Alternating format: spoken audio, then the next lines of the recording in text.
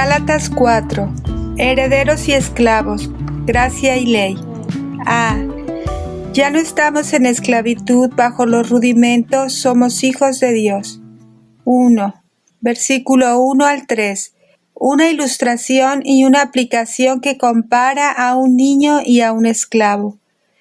Pero también digo, entre tanto que el heredero es niño, él nada difiere del esclavo, aunque es señor de todo, sino que está bajo tutores y curadores hasta el tiempo señalado por el Padre. Así también nosotros, cuando éramos niños, estábamos en esclavitud bajo los rudimentos del mundo. Entre tanto que el heredero es niño. La palabra niño tiene la idea de un menor. No sugiere una edad específica, sino alguien que aún no está legalmente reconocido como adulto. 1. Tanto en la cultura judía como en la griega, había ceremonias definidas de mayoría de edad en las que un joven dejaba de ser niño y comenzaba a ser hombre, con derechos legales como heredero. 2. En la costumbre romana no había una edad específica en la que el niño se convertía en hombre. Sucedía cuando el padre pensaba que el niño estaba listo. Cuando Pablo usó la frase hasta el tiempo señalado por el padre, muestra que tenía más en mente la costumbre romana de llegar a la mayoría de edad que la costumbre judía. 3. Un niño romano se convertía en adulto en la sagrada fiesta familiar conocida como Liberalia, que se celebraba anualmente el 17 de marzo. En ese momento, el padre adoptaba formalmente al niño como su hijo y heredero reconocido y recibía la toga virilis, en lugar de la toga praextexta que había usado anteriormente. 4. Había una costumbre romana de que el día en que un niño o una niña crecían, el niño ofrecía su pelota y la niña su muñeca a Apolo para demostrarle que habían dejado atrás las cosas infantiles. Barclay. B. Entre tanto que el heredero es niño, él nada difiere del esclavo, aunque es señor de todo. Piensen en una antigua casa rica, con un joven que está destinado a heredar todo lo que tiene su padre. Cuando el niño es solo un niño, en realidad tiene menos libertad y autoridad en el día a día que un esclavo de alto rango en el hogar. Sin embargo, está destinado a heredar todo y el esclavo no. 1. De hecho, el heredero está bajo el estricto cuidado de tutores y curadores hasta el tiempo señalado por el padre. C. Así también, ahora viene la comparación con nuestra propia condición espiritual. Somos hijos de Dios por la fe en Cristo Jesús. Gálatas 3:26. Y somos herederos según la promesa. En Gálatas 3:29. La ley era nuestro ayo, Gálatas 3:24 al 25, para velar por nosotros cuando todavía éramos niños. El efecto de la ley sobre nuestra naturaleza corrupta fue llevarnos a la esclavitud bajo los rudimentos del mundo. Los rudimentos del mundo. Pablo usa una frase interesante aquí. Para describirlo, Pablo usa la palabra estoicheia. Una estoicheia era originalmente una línea de cosas. Por ejemplo, puede significar una fila de soldados, pero llegó a significar el ABC y luego cualquier conocimiento elemental. Barclay. 1. Cole traduce la idea. También nosotros cuando éramos niños pequeños, fuimos esclavizados al ABC del universo. 2. La idea del ABC del universo es importante. Si hay algún ABC del universo, principio elemental, del que debamos liberarnos, y eso se enfatiza en la religión pagana tanto como en la ley judía, es el principio de causa y efecto. u obtienes lo que te mereces, o algo más. Sin embargo, esto gobierna la naturaleza y la mente de los hombres. Vivimos bajo la idea de que obtenemos lo que nos merecemos. Cuando somos buenos, merecemos recibir el bien. Y cuando somos malos, merecemos recibir el mal. 3. Pablo le dijo a los Gálatas que fueran más allá de este ABC del universo, hacia un entendimiento de la gracia de Dios. La gracia contradice este ABC del universo, porque bajo la gracia, Dios no trata con nosotros sobre la base de lo que merecemos. Nuestro bien no puede justificarnos bajo la gracia. Nuestro mal no tiene por qué condenarnos. La bendición y el favor de Dios se dan sobre un principio completamente diferente del ABC del universo. Su bendición y favor se dan por razones que están completamente en Él y no tienen nada que ver con nosotros. 4. El ABC del universo no es malo en sí mismo. Lo hacemos y debemos usarlo en la vida, y Dios tiene un lugar apropiado para ello. Pero no debemos basar nuestra relación con Dios en este principio, dado que ahora estamos bajo la gracia. Él no nos trata sobre el principio de ganar y merecer. Debido a que este es un principio tan elemental, es muy difícil para nosotros deshacernos de este tipo de pensamiento, pero es esencial si caminamos en gracia. Cuando vivimos sobre el principio de ganar y merecer ante Dios, vivimos en esclavitud bajo los rudimentos del mundo. 5. La enseñanza falsa está de acuerdo con estos principios elementales y no de acuerdo con Jesús. Colosenses 2:8. En Jesús morimos a los rudimentos del mundo. Colosenses 2:20. 2. Versículo 4 y 5. La liberación de los herederos de su esclavitud. Pero cuando vino el cumplimiento del tiempo, Dios envió a su Hijo, nacido de mujer y nacido bajo la ley, para que redimiese a los que estaban bajo la ley, a fin de que recibiésemos la adopción de hijos. Pero cuando vino el cumplimiento del tiempo, la idea detrás de la frase el cumplimiento del tiempo es cuando sea el momento adecuado. Jesús vino en el momento justo en el plan redentor de Dios, cuando el mundo estaba perfectamente preparado para la obra de Dios. 1. Pero introduce un contraste. El control de los rudimentos será solo por un tiempo limitado. Morris. Para aquellos que estaban sujetos a la ley, puede parecer que la venida de Jesús estuvo retrasada. Pablo nos asegura que fue en el momento adecuado. 2. Fue una época en la que la paz romana se extendía por la mayor parte de la tierra civilizada y, por tanto, los viajes y el comercio eran posibles de una forma que antes era imposible. Grandes caminos unían el imperio de los Césares y sus diversas regiones estaban unidas de manera mucho más significativa para el lenguaje omnipresente de los griegos. Agregue el hecho de que el mundo se había hundido en un abismo moral tan bajo que incluso los paganos clamaban contra él, y que el hambre espiritual era evidente en todas partes. Y este fue el momento perfecto para la venida de Cristo y para la expansión temprana del Evangelio cristiano. Boyce. 3. También era el momento adecuado porque los 483 años profetizados por Daniel estaban llegando a su fin. Daniel 9, 24 al 26. B. Dios envió a su Hijo, nacido de mujer. Jesús no solo vino como Hijo de Dios, sino también como nacido de mujer y nacido bajo la ley. El eterno Hijo de Dios en el cielo añadió humanidad a su deidad y se hizo hombre, nacido de mujer y nacido bajo la ley. 1. Nacido de mujer. Puede ser una referencia velada al nacimiento virginal, porque Pablo nunca dice que Jesús nació de un hombre.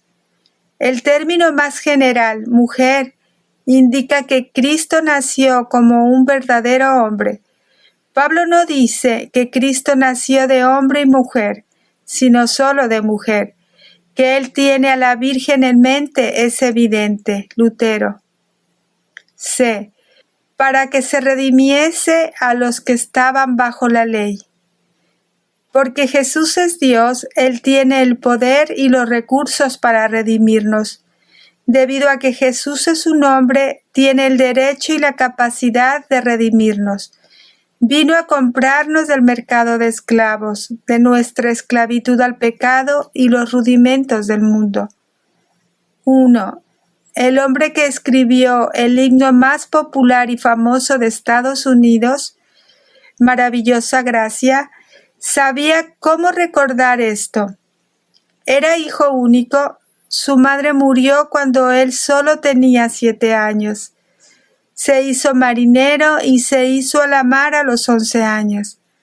A medida que crecía, se convirtió en el capitán de un barco de esclavos y participó activamente en la horrible degradación e inhumanidad del comercio de esclavos.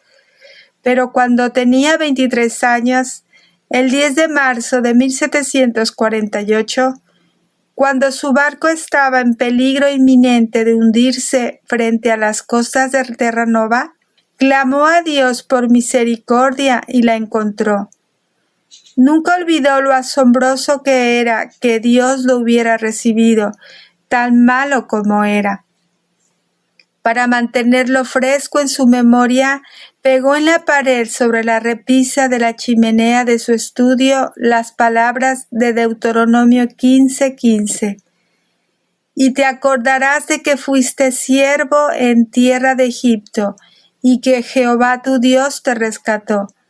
Si mantenemos fresco en nuestra mente lo que antes fuimos y lo que ahora somos en Jesucristo, haremos bien. D. A fin de que recibiésemos la adopción de hijos. Sería suficiente que se nos comprara en el mercado de esclavos, pero la obra de Dios por nosotros no termina ahí. Luego somos elevados al lugar de hijos e hijas de Dios por adopción. 1. Todo ser humano es hijo de Dios en el sentido de ser descendencia suya. Hechos 15, 28 al 29. Sin embargo, no todos los seres humanos son hijos de Dios en el sentido de esta estrecha relación adoptiva de la que Pablo escribe aquí. En este sentido, hay hijos de Dios e hijos del diablo. Juan 8:44. 2. Pablo probablemente tiene en mente la costumbre romana de la adopción, en la que a los hijos adoptivos se les concedían privilegios absolutamente igual en la familia y el mismo estatus como herederos. 3. En cierto sentido, esta es una bendición totalmente innecesaria que Dios ha dado en el curso de la salvación y una demostración de su verdadero y profundo amor por nosotros. Podemos imaginarnos a alguien ayudando o salvando a alguien, pero sin llegar a convertirlo en parte de la familia. Pero esto es lo que Dios hizo por nosotros. 4. Nosotros recibimos la adopción de Dios, no la recuperamos. En este sentido, ganamos algo en Jesús que es más grande que lo que Adán tuvo. Adán nunca fue adoptado como hijo de Dios, como lo son los creyentes. Así que nos equivocamos cuando pensamos en la redención como una mera restauración de lo que se perdió con Adán. Se nos concede más en Jesús de lo que Adán jamás tuvo. 3. Versículos 6 y 7. celebrando nuestra condición de hijos. Y por cuanto sois hijos, Dios envió a vuestros corazones el Espíritu de su Hijo, el cual clama, Abba, Padre. Así que ya no eres esclavo, sino hijo, y si hijo, también heredero de Dios por medio de Cristo. Y por cuanto sois hijos, Abba, Padre, es apropiado que aquellos que realmente son hijos tengan el Espíritu de su Hijo en sus corazones. Esto nos da tanto el derecho como capacidad de gritar Papá a Dios nuestro Padre, así como Jesús lo hizo con su Padre. 1. Algunos piensan que traducir la idea de Abba como papá es demasiado íntimo e incluso inapropiado. Cole escribe sobre Abba. Si bien era la palabra informal habitual que un niño aplicaba a su padre dentro del hogar, es demasiado sentimental traducirla como papá. 2. Pero como señala Boyce, los padres de la iglesia primitiva, Crisóstomo, Teodoro de Mopsuestia y Teodoreto de Chipre, que vinieron de Antioquía, donde se hablaba arameo y que probablemente tuvieron niñeras que hablaban arameo en su infancia, testifican unánimemente que Abba era como se dirigía un niño pequeño a su padre. 3. Abba es un diminuto arameo cariñoso para padre, usado en la intimidad del círculo familiar. Pasó sin cambios al vocabulario de los cristianos de habla griega. Funk. 4. Tenemos acceso a la misma intimidad con Dios el Padre que tuvo Dios el Hijo Jesucristo. Jesús se dirigió a Dios el Padre como papá cuando oró, Abba Padre, como se registra en Marcos 14:36. B. El cual clama, Abba Padre. No susurramos papi como si dudáramos en hablar con tanto afecto, en cambio lo gritamos. 1. Calvino sobreclama. Considero que este participio se usa para expresar gran audacia. La incertidumbre no nos deja hablar con calma, sino que mantiene la boca entreabierta, de modo que las palabras medio quebradas apenas pueden escapar de una lengua balbuceante. Clamar, por el contrario, es un signo de certeza y confianza inquebrantable. 2. Que la ley, el pecado y el diablo clamen contra nosotros hasta que su clamor llene el cielo y la tierra. El Espíritu de Dios lo supera a todos. Nuestros débiles gemidos, Abba Padre, serán escuchados por Dios antes que el alboroto combinado del infierno, el pecado y la ley. Lutero. C. Dios envió a vuestros corazones el Espíritu de su Hijo. Sabemos que somos hijos e hijas de Dios por el testimonio del Espíritu Santo dentro de nosotros. Como escribió Pablo en Romanos 8:16, el Espíritu mismo da testimonio a nuestro espíritu de que somos hijos de Dios. 1. Por lo tanto, el propósito de Dios no era solo asegurar nuestra filiación por su Hijo, sino asegurarnos de ello por su Espíritu. Él envió a su Hijo para que pudiéramos tener la condición de filiación, y Él envió su Espíritu para que pudiéramos tener una experiencia de ello. Stott. 2. Tampoco podemos perdernos la forma en que la verdad de la Trinidad está entretejida en el texto. Dios el Padre envía a Dios el Espíritu Santo, que es el Espíritu de Dios el Hijo, a nuestros corazones para darnos la seguridad de que somos hijos e hijas de Dios. D. El Espíritu de su Hijo. El Espíritu Santo puede ser llamado Espíritu de Dios, Espíritu de Cristo o ligado a Dios Padre.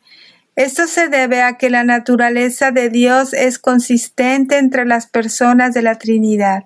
Aquí, el Espíritu Santo se le llama el Espíritu de su Hijo, porque la idea de nuestra filiación se basa en la filiación de Jesús. 1. Nuestra condición de hijos se basa en quienes somos en Jesús. Sin embargo, existen importantes distinciones entre nuestra filiación y la filiación de Jesús. Él es el Hijo unigénito, Juan 3:16, haciéndolo hijo por naturaleza esencial. Nosotros somos hijos e hijos adoptivos de Dios, hechos hijos por un decreto legal de Dios. Así que ya no eres esclavo sino hijo. Los hijos nunca son esclavos y los esclavos nunca son hijos en la casa de su padre. Jesús ilustró esto en la parábola del hijo pródigo, donde el hijo estaba decidido a regresar a su padre como esclavo, pero el padre se negó y solo lo recibiría como un hijo. Y si hijo, también heredero. Hay una hermosa progresión. Primero, somos liberados de la esclavitud. Entonces somos declarados hijos y adoptados en la familia de Dios. Entonces, como hijos, nos convertimos en herederos. 1. Los herederos heredan algo y Pablo dejó en claro lo que heredamos. Heredero de Dios por medio de Cristo. Heredamos a Dios mismo. 2. Para algunos esto puede parecer una herencia pequeña. Sin embargo, para aquellos que realmente están en Cristo y que realmente aman a Dios, ser un heredero de Dios es la herencia más rica de todas. Por medio de Cristo, nuestra liberación de la esclavitud, nuestra condición de hijos, el Espíritu de Jesús en nuestros corazones y nuestra condición de herederos de Dios son todos derechos de nacimiento que se nos han dado en Jesús. Los recibimos por medio de Cristo. Estas son cosas en las que deberíamos vivir y disfrutar todos los días de nuestra vida cristiana. 4. Versículo 8 al 11. Una decisión que tomar. Una elección entre vivir bajo los rudimentos del mundo o como un hijo de Dios.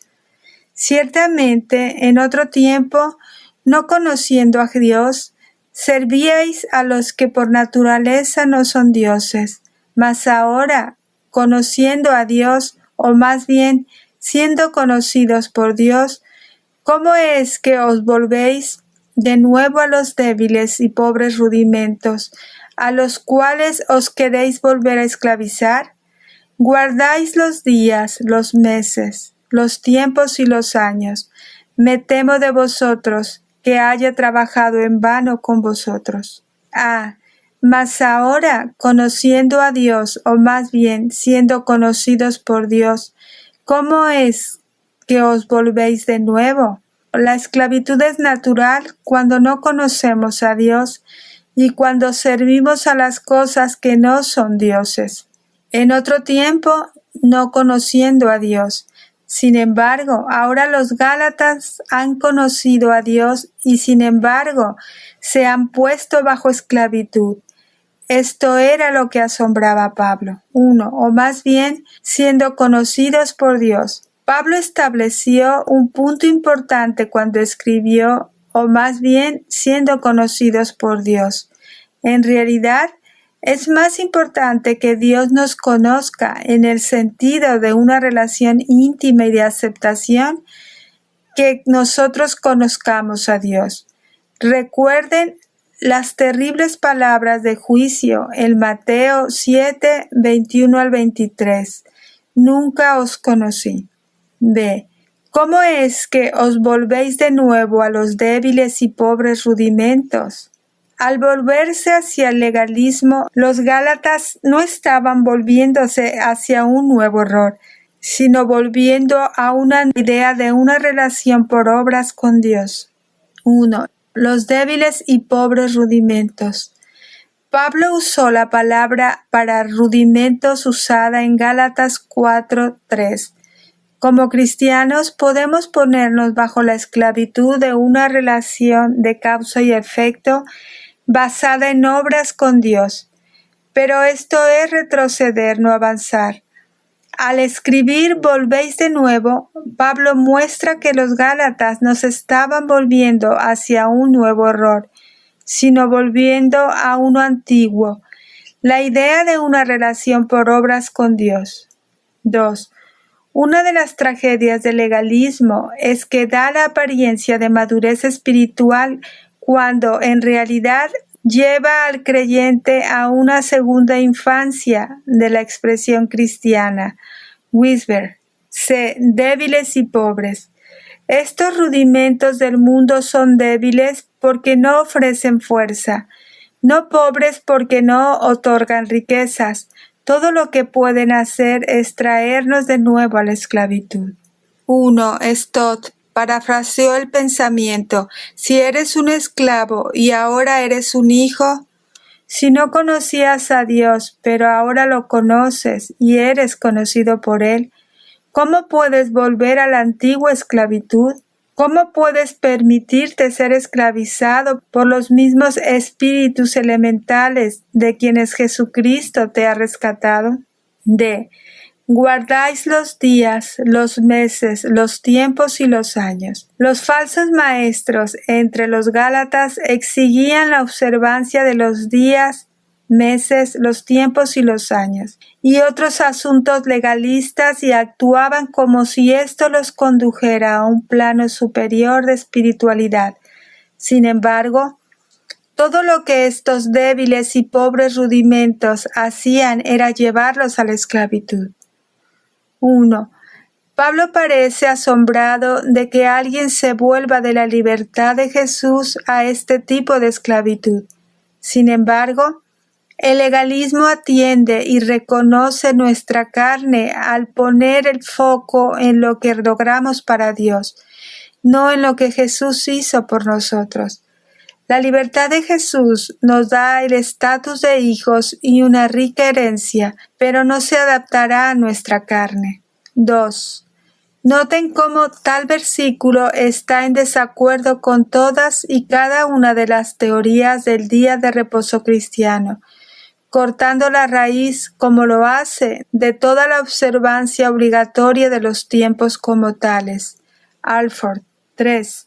Cuando ciertos días se representan como santos en sí mismos, cuando un día se distingue de otro por motivos religiosos, cuando los días santos se consideran parte del culto divino, los días se observan incorrectamente. Calvin.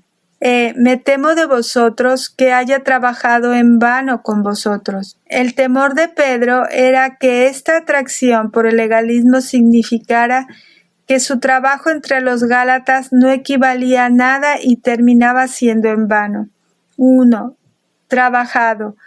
Es literalmente trabajar hasta el punto del agotamiento. Pablo trabajó duro entre los Gálatas como siempre lo hacía. 1 Corintios 15:10. Pablo nunca pensó que el evangelio de la gracia gratuita significara pereza en el servicio a Dios. F. En vano.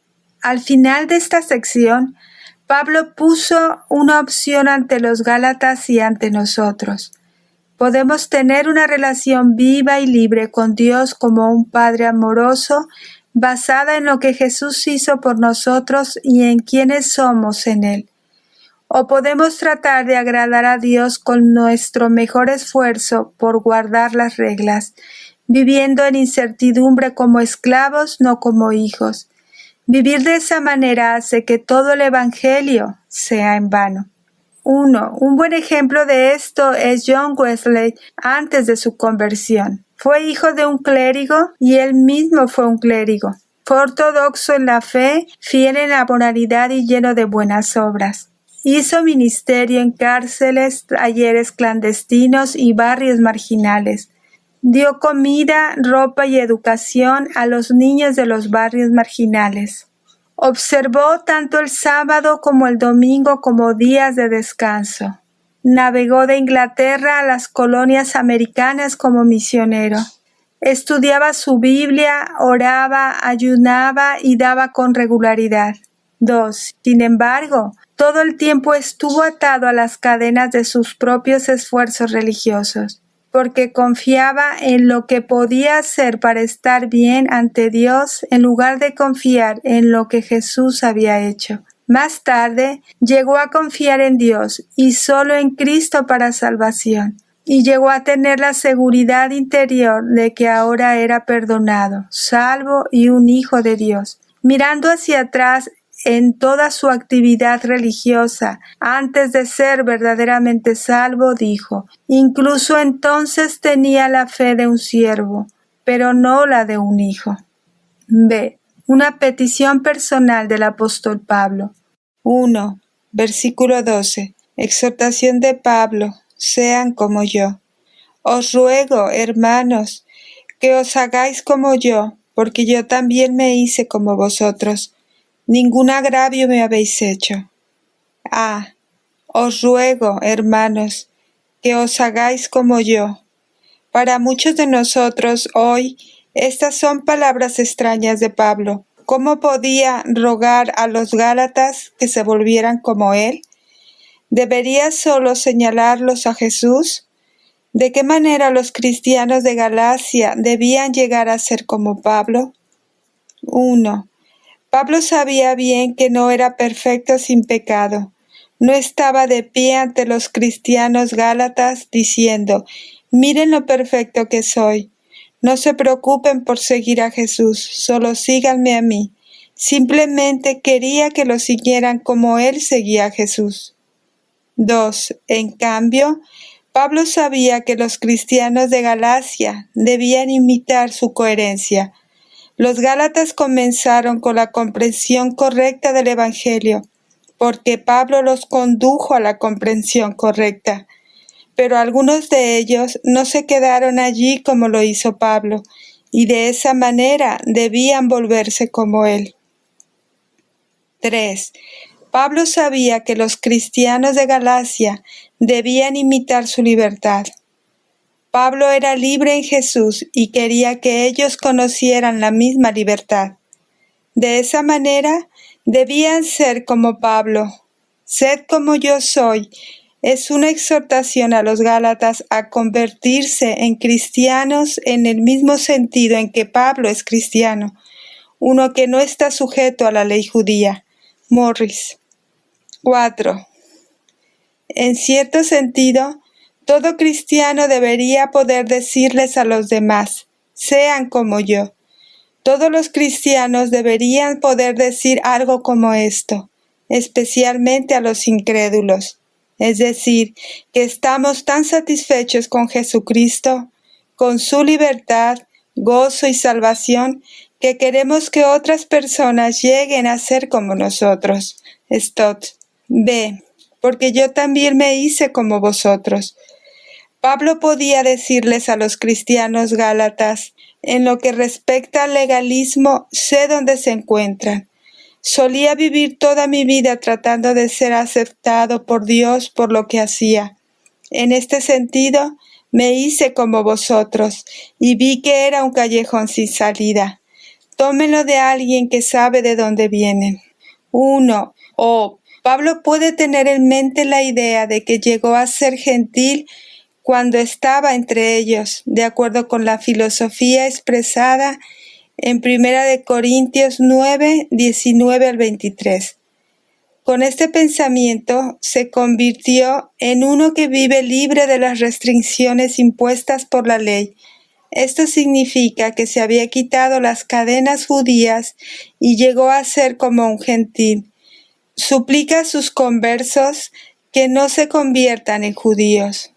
Morris. C. Ningún agravio me habéis hecho. Pablo ha usado palabras bastante fuertes con los Gálatas. Sería fácil para ellos pensar que hablaba solo por una sensación de dolor personal.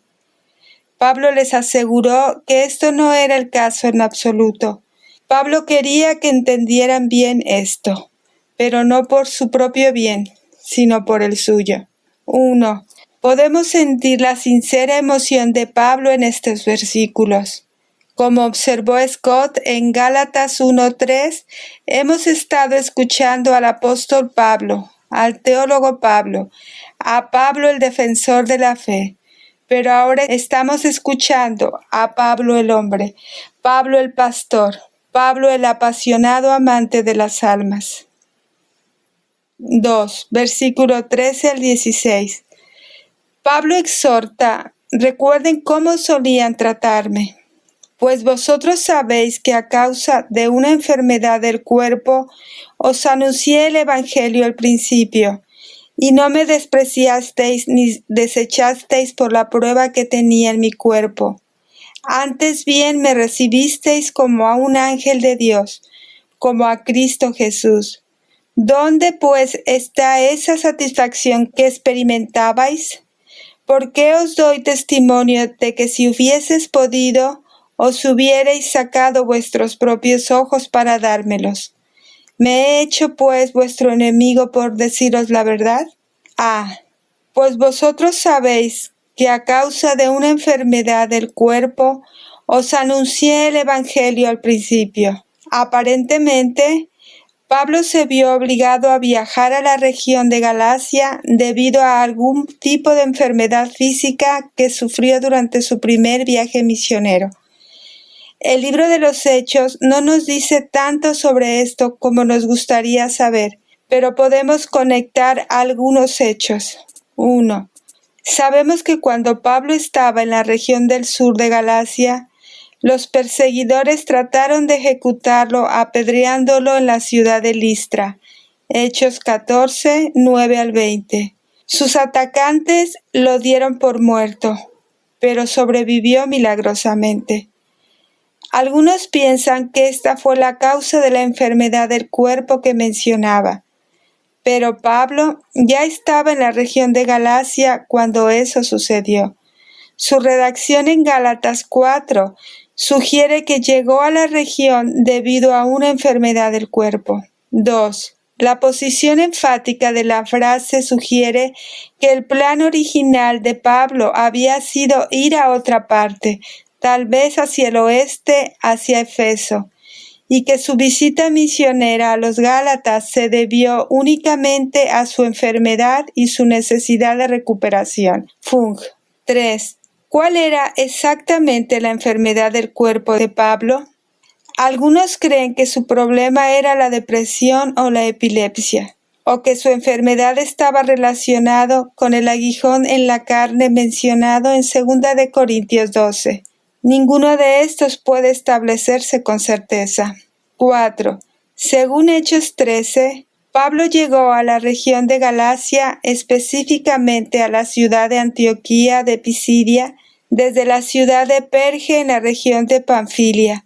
Sabemos algunas cosas sobre Perge. Primero, fue el lugar donde Juan Marcos abandonó a Pablo y a Bernabé. Hechos 13:13.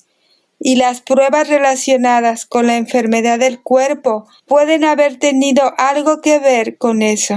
En segundo lugar, Perge estaba en una zona pantanosa de tierras bajas. La ciudad gálata de Antioquía de Pisidia era unos 3.600 pies más alta que Perge. Se ha sugerido que la enfermedad del cuerpo de Pablo era un tipo de malaria común en las tierras bajas de Perge. William Barclay describió esta malaria como un dolor terrible que era como una barra al rojo vivo atravesando la frente. 5. Sin embargo, debemos recordar lo que Morris citó en Stam. La dificultad de diagnosticar el caso de un paciente vivo debería advertirnos de la inutilidad de intentarlo para alguien que ha estado muerto casi 1900 años. B.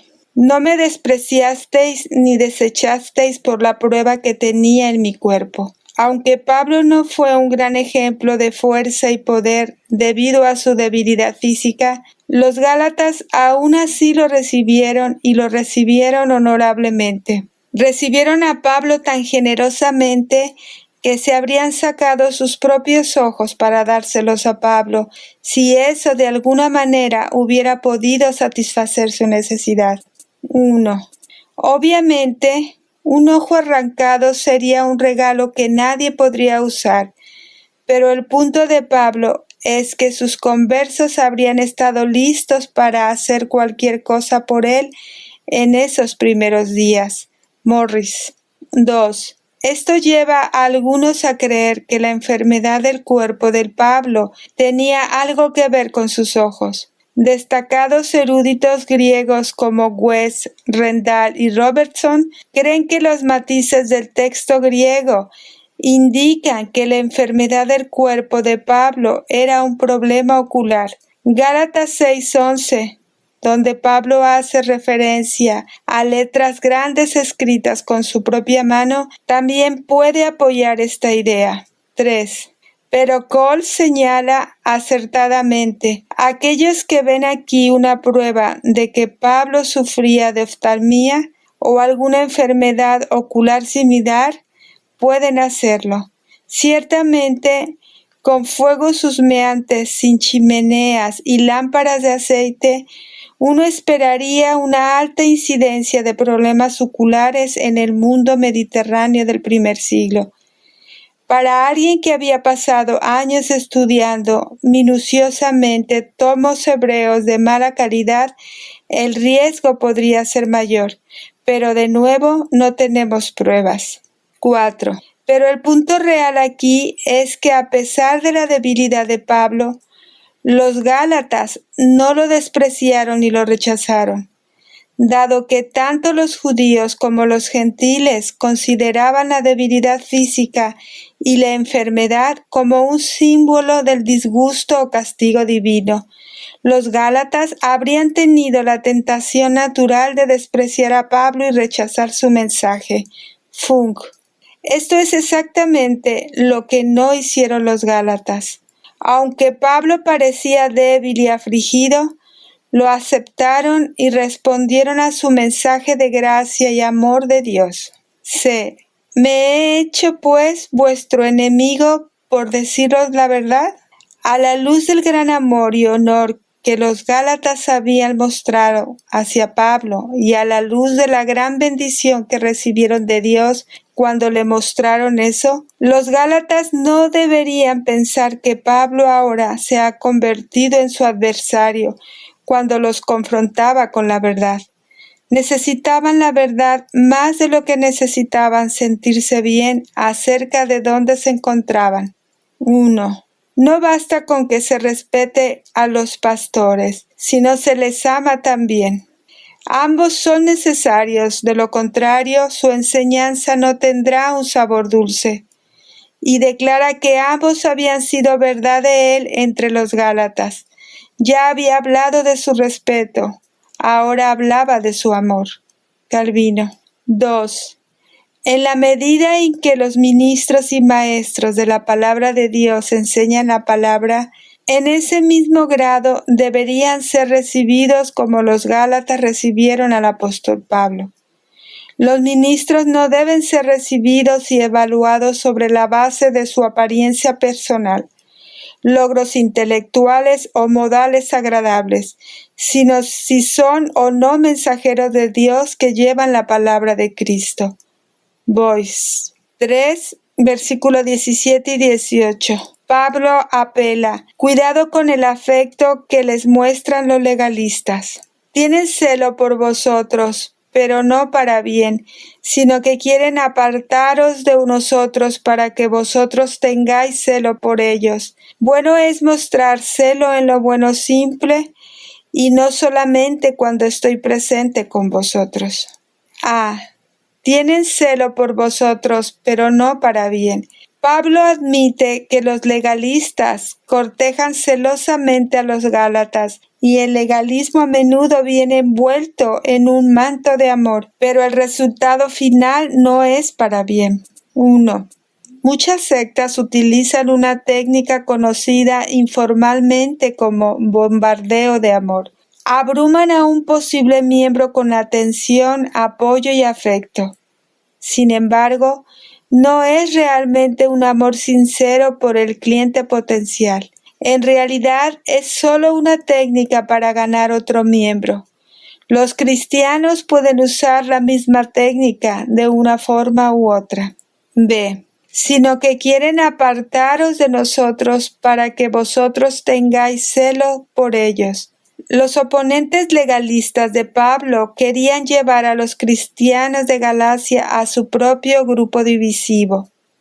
En realidad, querían excluir a los gálatas de otros cristianos y llevarlos al grupo superespiritual de legalistas.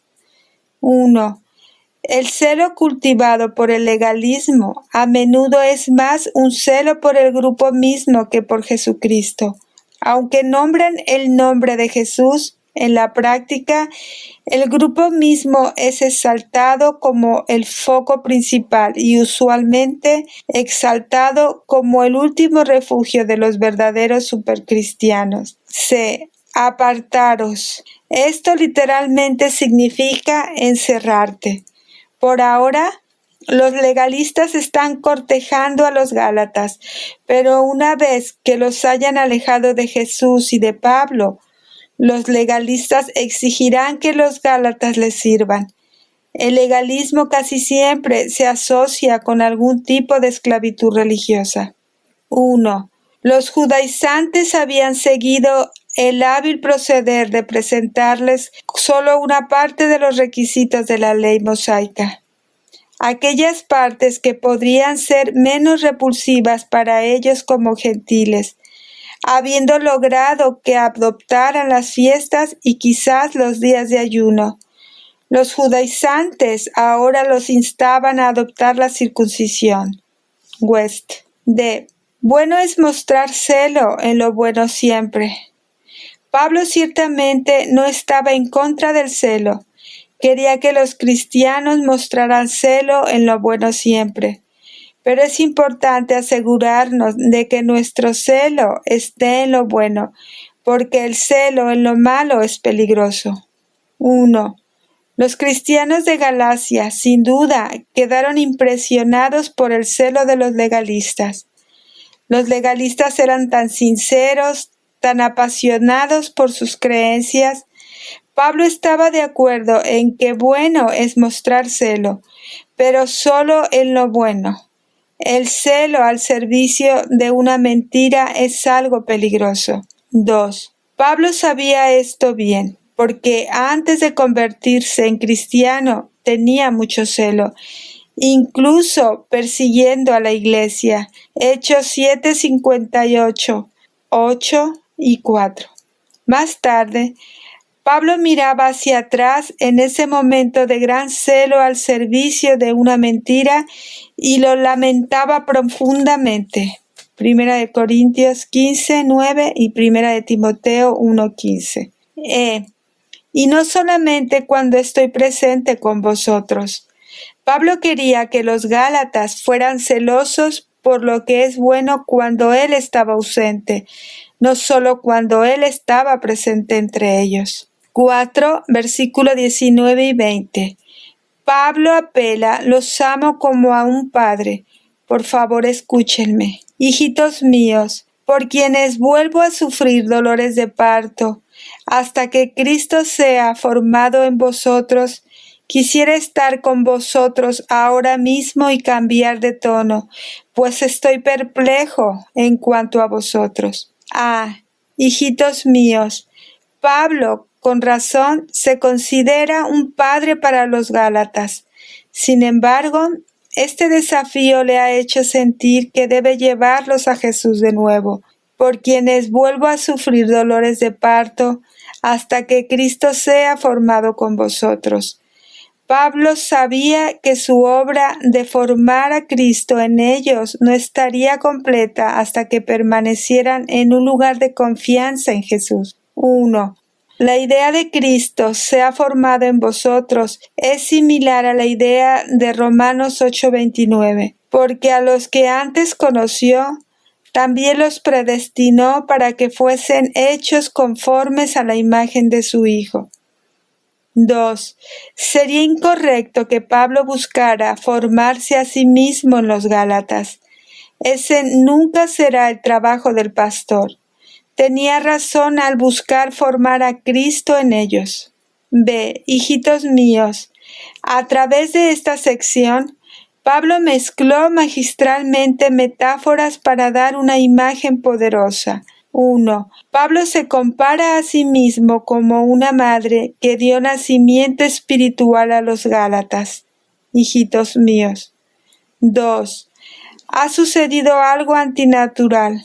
Los Gálatas se están alejando de Jesús y hacia la ley. Así que Pablo tiene que volver a sufrir dolores de parto. Y no es natural tener dolores de parto por segunda vez.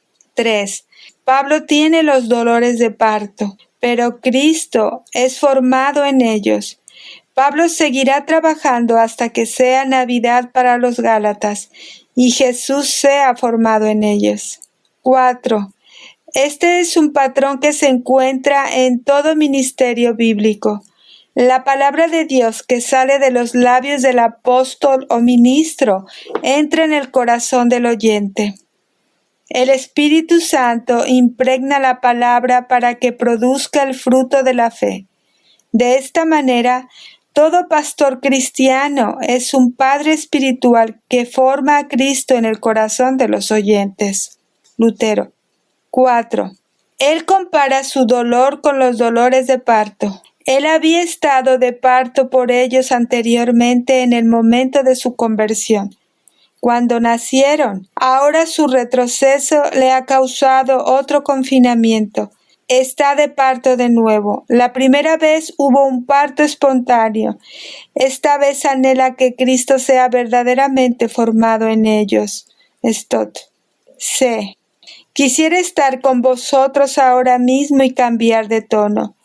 Pablo deseaba dos cosas. Primero, que pudiera estar con los Gálatas, pero también deseaba no tener que hablarles con palabras tan fuertes, que pudiera cambiar su tono.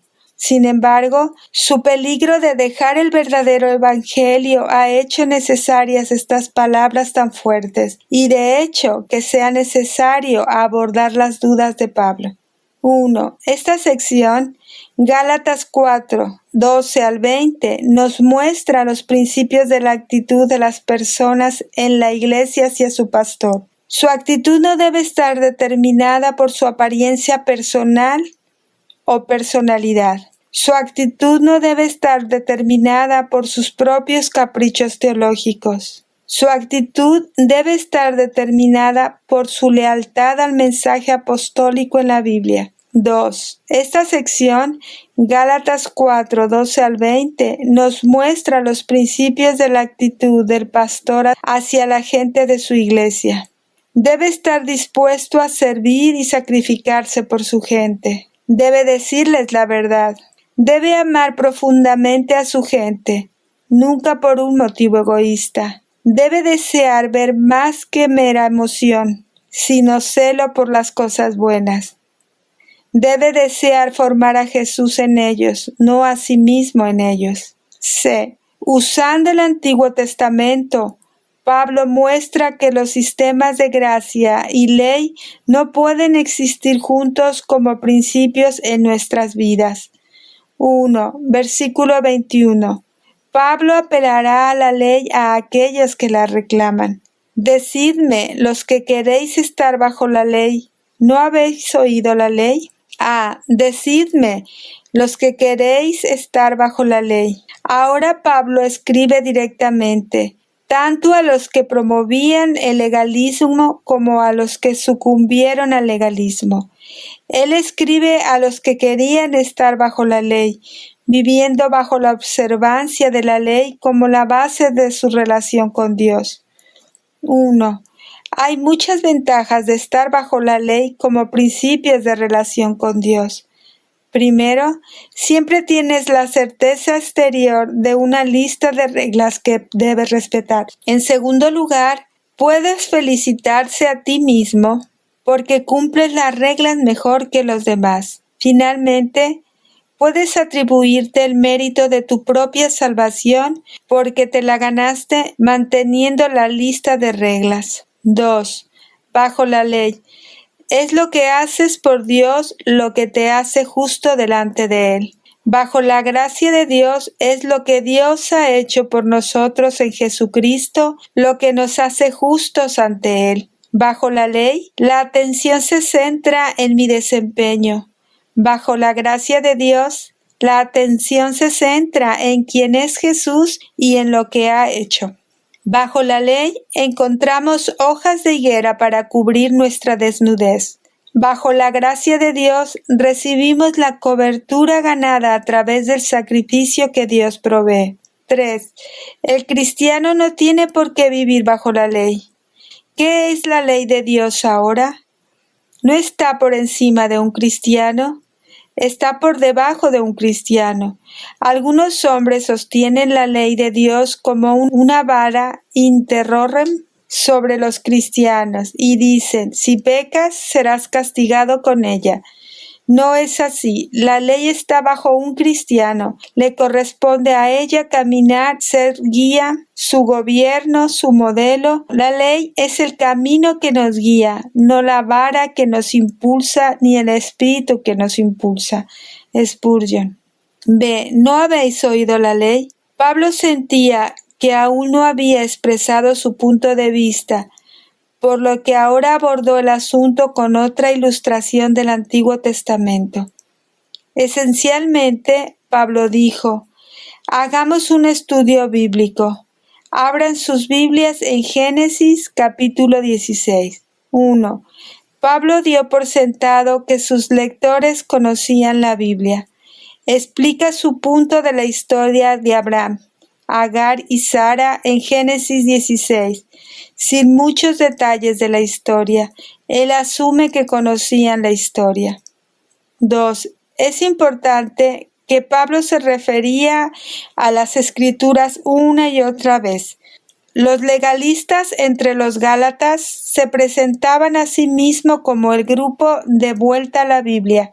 Sin embargo, Pablo mostrará que no estaban manejando correctamente las Escrituras del Antiguo Testamento y mostrará que un verdadero entendimiento de la ley de Moisés apoyará el verdadero evangelio que él predica. 2. Versículo 22 y 23.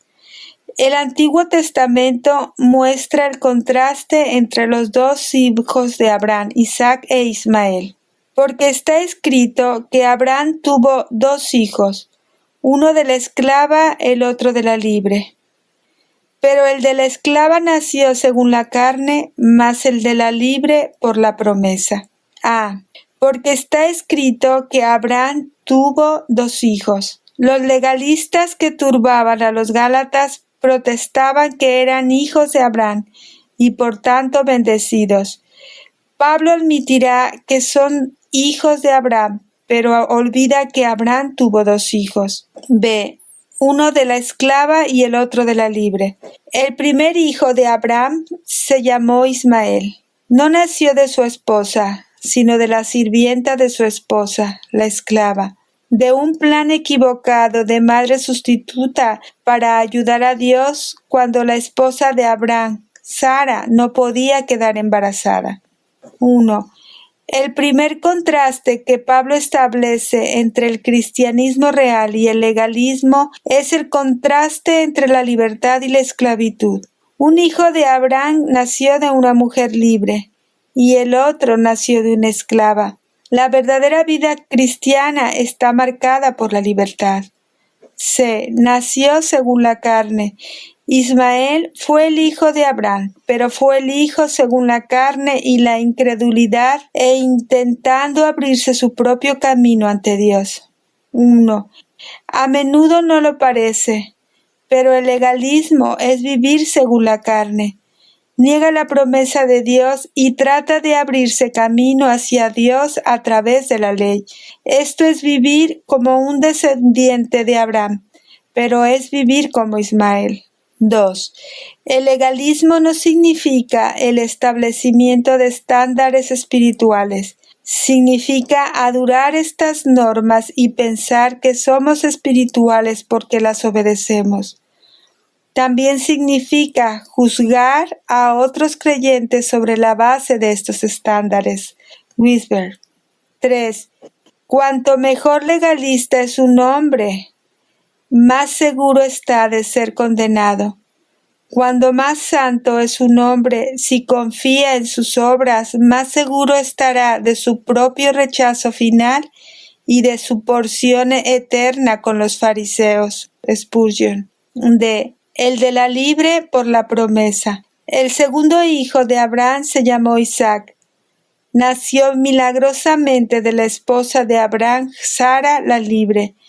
Isaac fue el hijo de Abraham, y él fue el hijo de la fe y la promesa de Dios, y el milagro de Dios para Abraham. 1. El segundo contraste que Pablo establece entre el cristianismo y el legalismo es el contraste entre una obra realizada por el milagro prometido por Dios y una obra realizada por la carne. La verdadera vida cristiana está relacionada con el milagro prometido por Dios y no con la carne. 3, versículo 24 al 27. El Antiguo Testamento muestra el contraste entre el monte Sinaí y el monte Sión, lo cual es una alegoría, pues estas mujeres son los dos pactos. El uno proviene del monte Sinaí, el cual da hijos para esclavitud. Este es Agar, porque Agar es el monte Sinaí en Arabia, y corresponde a la Jerusalén actual, pues ésta, junto con sus hijos, está en esclavitud. Mas la Jerusalén de arriba, la cual es madre de todos nosotros, es libre, porque está escrito: Regocíjate, oh estéril, tú que no das a luz. Prorrompe en júbilo y clama, tú que no tienes dolores de pacto, porque más son los hijos de la desolada que de la que tiene marido. Lo cual es una alegoría. Pablo quería que se entendiera que usaba imágenes del Antiguo Testamento. Su referencia a Agar e Ismael eran imágenes destinadas a ilustrar su punto. Ahora traería otra imagen. 1.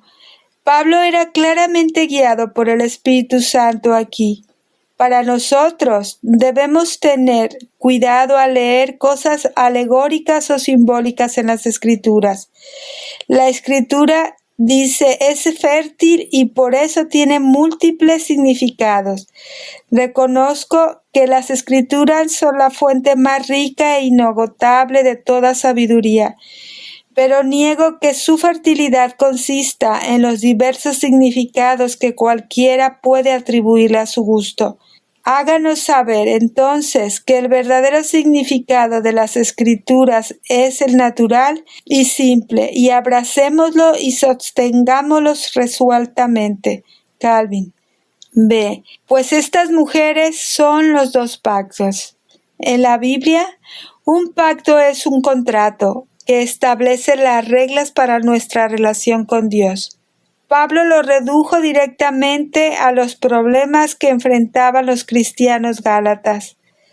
Los legalistas querían que se relacionaran con Dios bajo un conjunto de reglas, y Pablo quería que se relacionaran con Dios bajo las reglas presentadas por el Evangelio. C. El uno proviene del monte Sinaí. Un pacto está asociado al monte Sinaí, el lugar donde Moisés recibió la ley. Éxodo 19 y 20. 1. Este pacto da hijos para esclavitud, dado que se trata de lo que debemos hacer para Dios para ser aceptados por Él. No nos libera. Nos pone en una rutina perpetua de tener que mostrar nuestra valía y ganarnos nuestro camino ante Dios. 2. Este pacto se asocia con Agar, la madre sustituta que dio a luz a Israel. Por lo tanto, es, si se usa incorrectamente, un pacto según la carne. Gálatas 4:23. 3. Este pacto corresponde a la Jerusalén, es decir, la Jerusalén terrenal que era la capital del judaísmo religioso. Esta era la forma en que la mayoría de los judíos en la época de Pablo intentaba estar bien con Dios, confiando en su capacidad para agradar a Dios guardando la ley. D. Pero la Jerusalén de arriba, el otro pacto se asocia con Jerusalén, con el monte Sión, pero no con el monte Sión de esta tierra. En cambio, se asocia con la Jerusalén de arriba, la propia Nueva Jerusalén de Dios en el cielo. 1. El tercer contraste que Pablo establece entre el cristianismo y el legalismo es el contraste entre el cielo y la tierra. El verdadero cristianismo viene del cielo y no de la tierra. Mas la Jerusalén de arriba es libre. Pablo ahora no contará más sobre el pacto representado por la Jerusalén celestial. Este pacto trae libertad. Es libre. Es libre porque reconoce que Jesús pagó el precio y no tenemos que pagarlo nosotros mismos. La cual es madre de todos nosotros. Este pacto tiene muchos hijos, es madre de todos nosotros. Todo cristiano a lo largo de los siglos pertenece a este nuevo pacto y el pacto de la Jerusalén celestial, y todo nacimiento bajo este pacto es un milagro, como el cumplimiento de la profecía de Isaías 54:1. Regocíjate, oh estéril, la que no daba a luz. Todos nacen por un milagro de Dios. Porque más son los hijos de la desolada.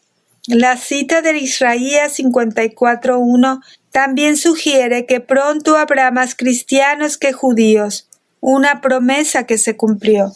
1. El cuarto contraste que Pablo establece entre el cristianismo y el legalismo es el contraste entre muchos más y muchos. La abundancia y la gloria de nuestro pacto se encuentra por el hecho de que pronto tendría muchos más seguidores que el antiguo pacto. 4, versículo 28 al 31. Pablo aplica los contrastes entre los dos sistemas. Así que, hermanos, nosotros como Isaac somos hijos de la promesa. Pero como entonces el que había nacido según la carne seguía al que había nacido según el Espíritu, así también ahora. Mas, ¿qué dice la Escritura? Echa fuera a la esclava y a su hijo, porque no heredará el hijo de la esclava con el hijo de la libre. De manera, hermanos, que no somos hijos de la esclava, sino de la libre. Así que, hermanos, como Isaac, somos hijos de la promesa. Como cristianos, no nos identificamos con Ismael, nos identificamos con Isaac, como hijos de una promesa recibida por fe. Pero como entonces el que había nacido según la carne perseguía al que había nacido según el Espíritu, así también ahora. Ismael y su descendencia persiguieron a Isaac y a su descendencia, de modo que no debería sorprendernos que las personas de hoy en día que siguen a Dios en la carne persigan a los que siguen a Dios en la fe a través de la promesa. 1. El quinto contraste que Pablo establece entre el cristianismo y el legalismo es el contraste entre perseguidos y perseguidores. Los legalistas, representados por Ismael, siempre han perseguido al verdadero cristianismo, representado por Isaac. Mientras caminamos en la gloria, en la libertad, en el poder milagroso de este nuevo pacto, debemos esperar ser maltratados por aquellos que no lo hacen. 2. No hay ninguna mención específica de que Ismael persiguiera a Isaac, aunque Génesis 21:9 dice que Ismael se burlaba de Isaac. Pablo puede estar refiriéndose a esta burla, puede estar recordando una tradición judía o puede estar agregando algo por la inspiración del Espíritu Santo que no sabíamos antes. 3. La persecución que enfrentan los cristianos no siempre será por parte del mundo, sino también y de hecho más a menudo por sus medios hermanos, los incrédulos pero religiosos en la iglesia nominal. Esta es la lección de la historia. Hoy en día, los mayores enemigos de la iglesia creyente se encuentran entre los miembros de la iglesia incrédula. La mayor oposición emana de los púlpitos y las jerarquías de la iglesia. C. Mas, ¿qué dice la Escritura? ¿Echa fuera a la esclava y a su hijo? La respuesta a este problema es clara, aunque no fácil. Debemos echar fuera a la esclava y a su hijo. La ley y la gracia no pueden vivir juntas como principios de nuestra vida cristiana. 1. Agar y Sara no podían vivir juntas en la misma casa. Génesis 29, 8 al 14. Podríamos discutir todo el día de quién fue la culpa, pero ese no es el punto. El punto es que Dios le dijo a Abraham que enviara afuera a Agar. Así que también todo cristiano debe rechazar la idea de relacionarse con Dios sobre el principio de la ley, el principio de lo que hacemos por Él en lugar de lo que Él ha hecho por nosotros en Jesucristo. 2. Es significativo que Sara pudiera vivir con Agar e Ismael hasta que naciera el hijo de la promesa. Una vez que nació Isaac, Agar e Ismael tuvieron que irse. De la misma manera, una persona podría relacionarse con la ley de una manera antes de que la promesa del Evangelio se aclarara en Jesucristo. Pero ahora que ha quedado claro, no hay nada más que hacer que echar fuera a la esclava y a su hijo. Porque no heredará el hijo de la esclava con el hijo de la libre. Ismael no era necesariamente un hombre malo o un hombre maldito, pero tampoco fue bendecido con la promesa de heredar el glorioso pacto de Dios dado a Abraham y sus descendientes. Esa era la herencia de un heredero, Isaac, el hijo de la libre. 1. El sexto contraste que Pablo establece entre el cristianismo y el legalismo es el contraste entre heredar todo y heredar nada.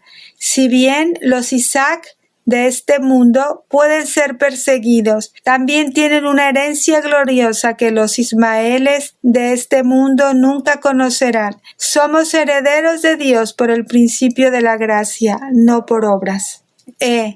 De manera, hermanos, que no somos hijos de la esclava, sino de la libre. Para Pablo, uno de los grandes problemas en esto era la libertad. Él conocía la libertad de tratar de hacerse su propio camino hacia Dios, porque vivió de esa manera durante décadas. Ahora conocía la libertad de vivir como un hijo de Dios, libre en Jesucristo. 1. Barclay hace hincapié en que cualquiera que haga de la ley un lugar central está en la posición de un esclavo. Toda su vida busca satisfacer a su amo, la ley.